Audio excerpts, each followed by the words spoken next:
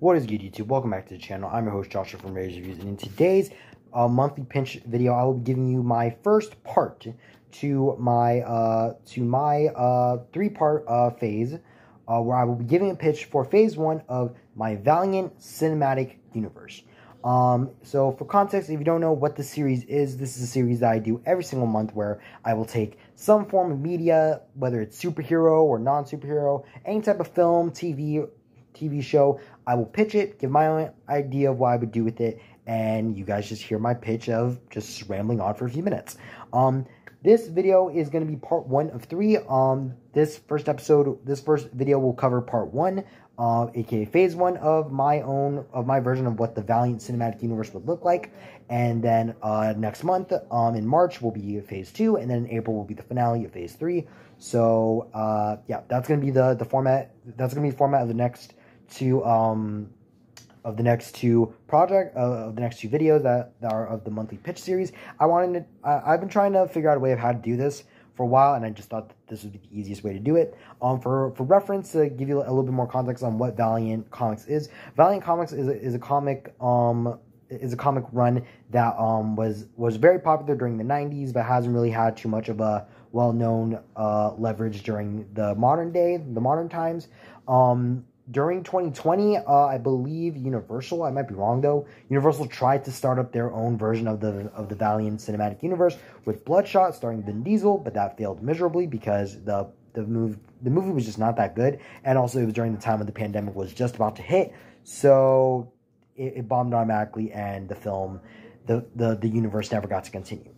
But in my version, I have 3 phases all planned out with their respective projects, and I will be going into that right now. If you guys are new to the channel and you are very excited to see what I'm going to do with the Valiant Cinematic Universe, chuck a like on this video and hit the subscribe button so you will not miss parts 2 and 3 when they come out in the next 2 episodes of the monthly pitch series. And without further ado, let's get into it with Phase 1 of the Valiant Cinematic Universe. So Phase 1 will consist of 5 projects, and the first project is titled The Harbinger Foundation. Now, for a little context of what a Harbinger is, when I was doing research of the Valiant Universe, anyone who has special abilities, like who's a superpowered individual, they are known as Harbingers. And this film would be an introduction to the world of the Harbingers, superpowered individuals, and have Toyo Harada be the main character, but along with be the main villain. As in the comics, he's not a good person. Toyo believes that he is the most powerful psychic, telepath, and a telekinetic in the world. He believes that he has the power to rule the world and protect the world. So he creates the Harbinger Foundation, and this film would follow his origin in 1933 with his birth, and we would see that Harbingers have a long lifespan. Like they're able to live a lot longer than regular humans are, and this is very much shown through Toyo, as he was born in 1933, and we would have a scene during Hiroshima. If you know what happened in Hiroshima, you understand, and how he survived because his powers kicked in when he was a baby. And we would cut to present day, as he would still be relatively young, but like he would look like he's in like his 40s, like his somewhere in his 40s, like early or mid 40s, but he's over 40 years old at this point. And it will also show him find 2 other Harbingers, one named Livewire, aka Amanda McKee, and Peter Stanchek, both who have their own abilities themselves. Livewire being a teletechnopath, which is essentially a person who can control machines with their mind, and Peter, who is also a powerful telekinetic and a telepath. In the end, this film would end with Livewire and Peter not really believing that Toyo is a good person, and they just wanting to leave, have nothing to do with him, and there would be a final battle between Livewire and Pete versus Toyo. In the end, Toyo winning the battle, obviously with him having more experience with his abilities, and him pretty much kicking both of them out from the Harbinger Foundation and just being on his own, trying to figure out a way to make the world a safer place with his control. Then we move on to our second film of Phase 1, being Ninjak. And this is an origin film that follows Colin King being recruited by MI6 to become a master assassin. He faces up against a villain named Dr. Silk, who is the head of a company known as the WebNet Network, who is pretty much a terrorist group. This film would follow his origins. This film kind of has the way that I imagine this film, it kind of would have that kind of vibe of like the Kingsman, the first Kingsman movie. I've never seen it, so I really wouldn't know, but I know that's kind of like a spy thriller thing. So I kind of have that type of imagination of what the film would be about. And I don't, again, when it comes to Ninjak, there's not really much to his own origin, so this film wouldn't, I can't really come up with too much for his origin for this. So it would just be him being recruited by MI6 to become a master assassin, a master ninja, and he would become the hero Ninjak. Then the third project we have is going to be one of 3 TV shows in this universe. Each phase will introduce a new TV show, but this is going to be the only TV show in phase 1, and that is The Eternal Warrior Season 1. This would be an 8-episode season that would follow Jalad Pada. Sorry if I know I butchered that name, but it would follow him as the first 3 episodes go through history as we learn who Jalad is, as we see him fight in different wars throughout history, and we learn that him and his 2 other brothers are immortal beings that have reportedly existed before recorded history. So they could have just been one of the first 3 people to ever exist in history, and each of them have their own different abilities. I will say we will see Jalad's brothers in later projects. I won't reveal when we will see them, but we will see them at later points in history. Where then we would be in present day, where we see Jalad protect creatures known as geomancers, who we will learn more about in season 2.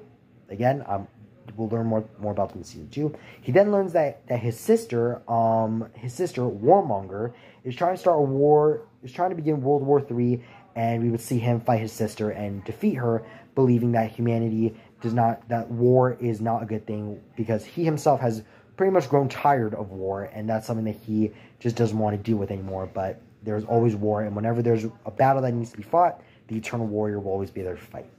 And then the 4th project we have of this universe would be Exo Manowar.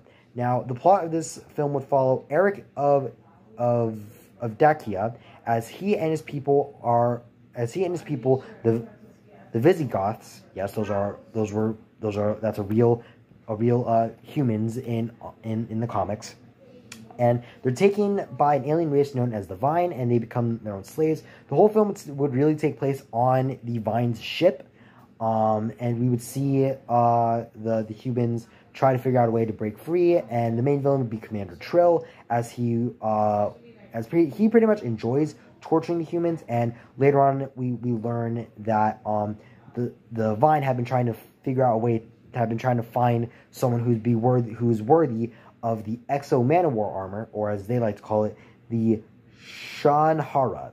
As the Shanhara.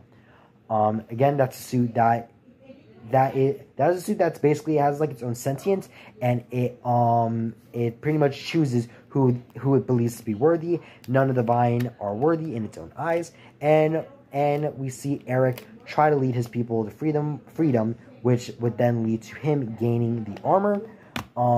And then it would be a final battle between him and Trill, and the film would end with Eric being the only survivor of the fight, and him pretty much returning to Earth only to realize that it's been centuries since he was taken, and that time moved very differently on the ship that he was on.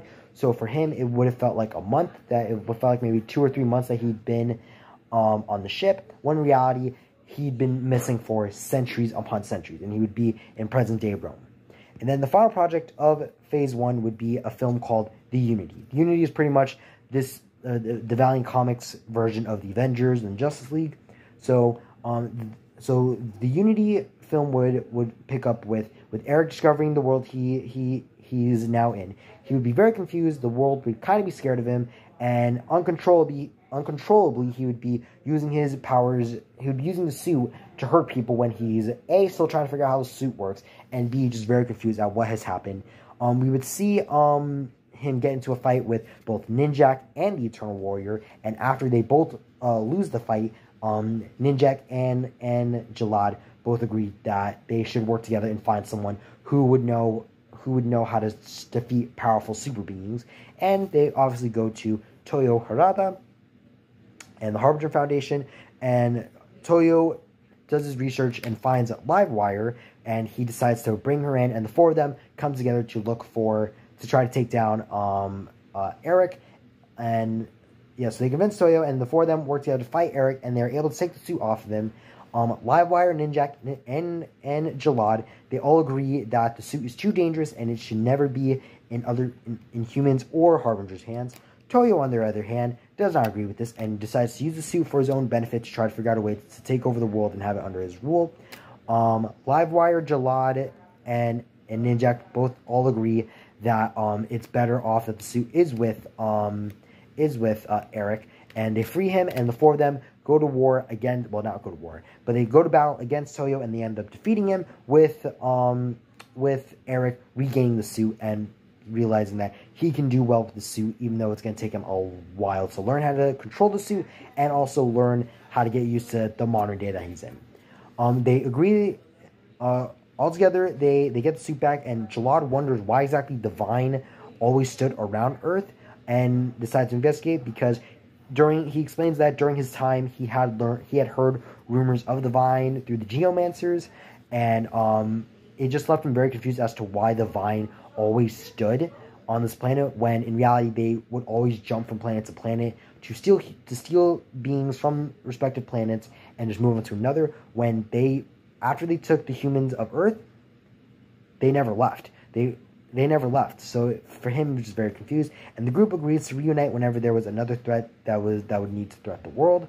And that's how the unity would end. We would have a post-credit scene that would tease a bigger threat that's in this universe. I'm not going to go too deep into it, but I will say that this threat will have more of a reveal of itself in a later project in Phase 2. And there you have it. That is my pitch for Phase 1 of the Valiant Cinematic Universe. If you enjoyed this video, let me know what let me know what was your favorite project of this phase. If you have any suggestions on how you would evolve the story of these projects, I'm more than happy to hear what your thoughts would be. Thank you guys so much for watching. I'm Joshua from Ray's Reviews, and I'll see you all in the next video. Bye bye.